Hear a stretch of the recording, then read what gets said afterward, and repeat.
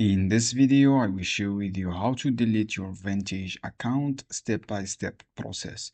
If you want to delete your account, follow me in this video guide. First, go to your Google, search for delete account. You will this closer request. You should be friends, follow all these details for your form here, such your name, write your email address here, and then write your account number here, MT-CAT or MT5, MetaTrader 5. Write your reason for termination. For example, I want nothing for nothing. Write your reason here. After that, write your feedback from here. After that, click I confirm or close it, open position, withdraw account, funds or process closer. So my live account, a trading account, and then click submit this option.